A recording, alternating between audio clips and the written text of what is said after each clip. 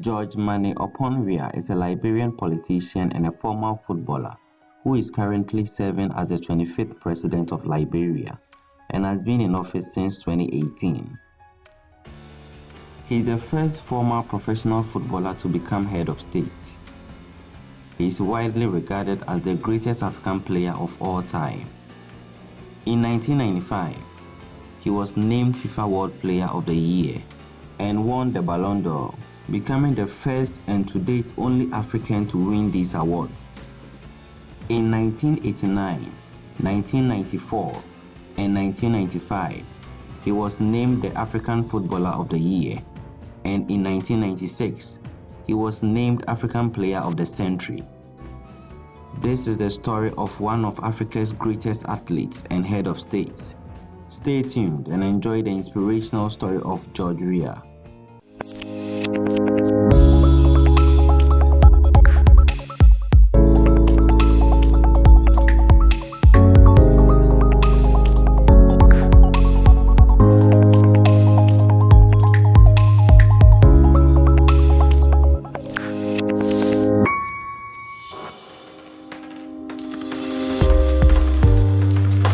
Welcome to African Dream Motivation. George Weah was born on 1st October 1966 and was raised in Claratown District in Monrovia. He hails from one of the poorest areas of the country. His father, William T. Weah Sr., was a mechanic and his mother, Anna Weah, was a petty seller. While still a baby, his parents separated and he joined 12 other children to be raised by his paternal grandmother, who was a devoted Christian. He attended middle school at Muslim Congress and high school at Wells Heston High School and reportedly dropped out in his final year.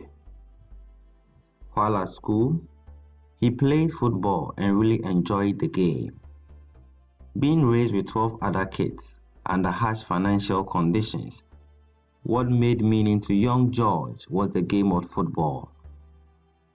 After he dropped out of school, he began playing football for Young Survivors Youth Club at the age of 15.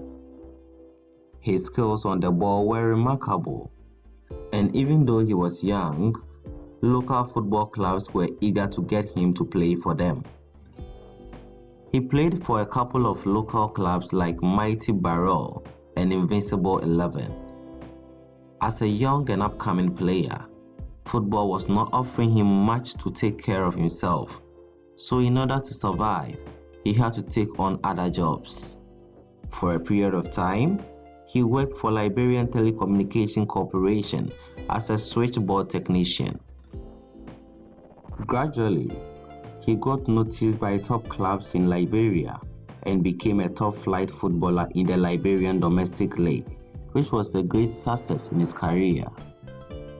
He won the Liberian Premier League with his team and the Liberian Cup as well. Also, his mind-blowing performance attracted a couple of honors. As the famous quote says, "Hard work puts you where good luck can find you." Due to his outstanding performance, bigger clubs around Africa came knocking, and finally, a Cameroonian club named Tunne Yaoundé effected his move to Cameroon while he continued to display his potentials. His exceptional performance caught the eye of Cameroon national team coach Claude, who also got in touch with Arsene Wenger, the manager of Monaco in France at that time. Arsene Wenger was stunned by the young talent, and without wasting much time, he flew to Africa to actually sign George Weah for £12,000. George Weah gradually got into the team and began displaying what he does best. During his time in Monaco, he won the African Player of the Year for the first time in 1989. It was his first major award, and he took it back to his home for the entire country to celebrate. He then played for Paris Saint-Germain and helped the team win some silverwares. He was the top scorer of the 1994-1995 Champions League. And in 1994, He won the African Footballer of the Year for the second time. George Weah joined AC Milan in 1995, where he helped the team win the Italian Serie A under the world-class coach Fabio Capello, and finished his first season as Milan's top goal scorer. Due to his performance in both Paris Saint-Germain and Milan in 1995, George Weah received several individual awards, including the Ballon d'Or, and was named the FIFA World Player of the Year, making him the first African and only African as at the recording of this video to win these awards. He dedicated all of these awards to Arsene Wenger, who took him from Cameroon and showed him to the world. That same year, George Weah won the African Footballer of the Year for the third time. George Weah, like many black players, were not free from racial abuses. On 20th November 1996, the Portuguese defender Jorge Costa allegedly made a racist comment and Weah couldn't let it slide. Weah broke his nose and was banned from 6 European matches. Despite all the controversies, George Weah received FIFA Fair Play Award in 1996, putting him in the good books of the game once more. After having a splendid stay at AC Milan, with so many achievements coming his way and his club, it was time to move on, and for him, Italy was his home, and he wished he could sign for a different club in the Italian Serie A. Even though Milan was in agreement for him to move elsewhere, the club strongly denied him a move to any Italian club. They just didn't want to see their star player play for their rivals. To George Weah, it was very unfair. After he had given his all to the club, he expected some leniency. It was a sad experience for George Weah, but after a series of talks between himself and the club went futile, he respected their decision and decided to move to England. Yes, in a sense, it's very sad after 5 years and all the good things I did in Milan, in Italy, and the way I've been treated for me is not fair. But that's the situation. If you are not needed, you have to find a better situation. You wanted to go to Roma. There was a lot of talk of you talking to Capello. Why are you going to Chelsea then? No, because Milan refused. They said they would never send me to any Italian club, no matter what I do. And I don't want to bring any problem, because sports, soccer is something you should enjoy it, not to make war. So they refused for me to go to Rome. I think it was not fair, for everything I've done for Milan and everything I did. It was not fair how they treated me. But and Vialli came, said that he interested in me, I should come. So I spoke to him and also myself, but my family prefer England. So I spoke to Vialli and also Desai, and they want me to come to London. And I decided to leave to go to London. Nothing lasts forever, Nothing lasts forever, but I expected, a good atmosphere, in a better way. But the way things are now and the way things went, for me, it was not pleasant, because it's like there was no respect for me, and they doesn't care what I do after or what I want to do. Right. They only want me to do what they want to do. You understand? And that thing is not fair. But as a sportsman, because I have a good image, I don't want to create any problems, So I just let it go. Okay. And what's the thing you're most looking forward to in London? Well, what I'm looking for is that go to London and do my best. If I can, and I want to do my best, because I don't have nothing to prove to Italian people that what I'm living. But I love sports and I want to go and play. But I hope I go to London and perform very well for Chelsea, because they came to my rescue, and I have to go there and do my best. So that's all I'm hoping for now, because we never know life, because the future we never know. Things may turn out bad, things may turn out good, but I hope for the good, On 11 January 2000, Chelsea came to his rescue, and he signed for the Premier League club on a loan from Milan. He later signed for newly promoted league side Manchester City on a free transfer. Getting to the end of his career, he moved to Olympique Marseille in France. He later played for Al Jazeera in the UAE Pro League, where he remained until he retired as a player at the age of 37. During his career, he was the star player of the Liberian National Team, and at the time of his retirement, he has scored 18 goals for them. Even though he dominated European football with clubs like PSG and Milan, on the national team side, they never qualified for a World Cup, making him one of the best players to never play the World Cup. He also became the coach of the national team of Liberia and supported the team with his own funds. During his playing time, he represented his country in the 1996 and the 2002 African Cup of Nations.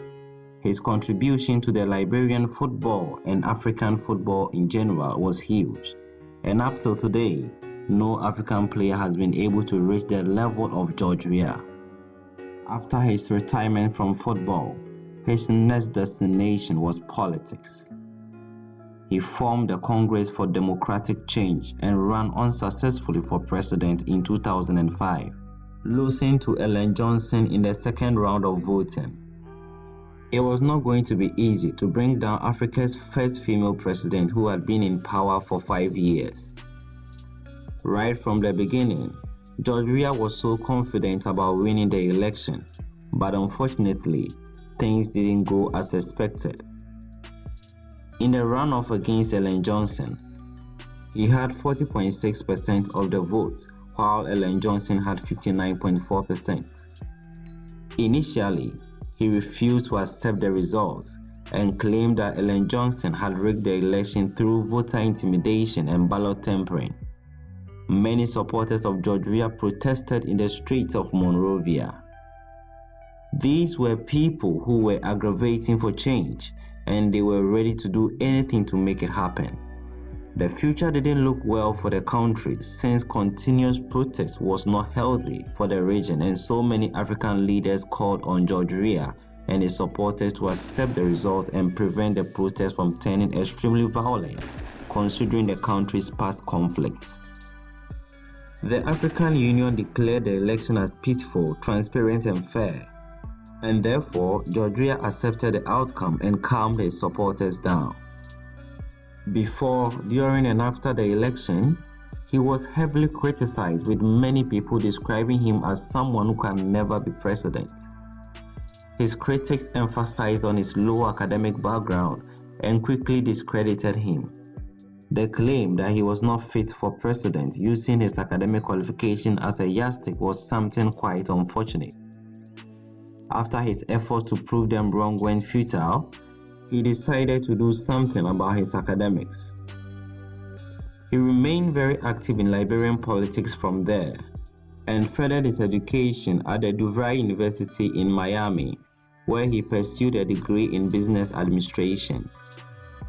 In 2011, George Weah was chosen by the Congress of the Democratic Change Party to be the vice presidential candidate, running with Winston Tubman. They lost again to Ellen Johnson as they received only 9.3% of the votes.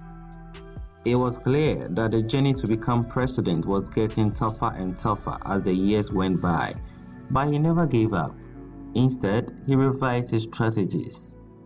In 2014, George Weah was elected to the Senate as a Congress for Democratic Change candidate in Montserrado County, beating the son of President Ellen Johnson. He became the first Liberian international athlete elected to represent a county in the legislature. In April 2016, he announced his intention to run for president of Liberia in the 2017 elections, standing for the Coalition of Democratic Change. I'm telling Liberians and Cedicians to be hopeful and to keep hope alive. This is our time, and we will do all we can this time around to win the elections to lead our people. In the 2017 election, he was the biggest contender. His former competitor, Ellen Johnson, had finished serving his 2 terms as president of Liberia, and her successor was no competition to George Weah. In fact, the former president, Ellen Johnson, crossed party lines to support George Weah to victory in the 2017 elections, irrespective of the criticisms and the threats from her own party. George Weah won the first round of the election but didn't get the required votes to be declared president, so the election went for a second round, which he won with more than 60% of the votes. Finally, the man whom his critics said he can never be president was right where he belonged. He had proven his doubters wrong, and the 1995 world best footballer was now the first professional footballer to become head of state. He was inaugurated as president on 22nd January 2018, which saw dignitaries travel from all over the world to support him on his hard-fought success. 2 world-class players, Didier Drogba and Samuel Eto'o, were present at the inauguration. I have spent many years of my life in stadiums, but today is a feeling like no other. I'm overwhelmed with the crowd and the energy here today, and I guarantee you, when we finish, there will not be a winner or a loser. Today we all wear the jersey of Liberia, and the victory belongs to the people, to the peace, and to our democracy. In his first annual message to the national legislation, he reduced his salary by 25%. On 29 January 2018, he announced the basic constitutional changes to allow people from non-Negro descent to be citizens and allow foreigners to own land. He called the present situation as racist and inappropriate. He is the man of the people and always makes sure fairness is applied to all. George Weah has 3 children with his Jamaican-born wife Claude Weah and another child from another relationship. Both his sons became footballers and signed for PSG. Also, Weah practiced Islam for 10 years before converting to Christianity. His life story portrays a high level of persistence. He showed greater perseverance, winning the 1995 Ballon d'Or and FIFA Best Player ahead of great players like George Klinsmann, Jarry Limanen, and Alessandro Del Piero. When people wrote him off in his quest to become president of Liberia, he stood to his critics and proved them wrong. He had a dream, and in the end, he made sure it came to pass. If you believe you can, you surely will. Work hard, persevere, and never give up. If George Weah could do it, you also can. Thanks for watching this video to the end. Let me know what you think in the comment section. If you are new here, don't forget to subscribe and click on the notification bell. Also, share this video with anyone you believe will love it as you did. Thanks again. See you in our next video. Until then, have a nice day.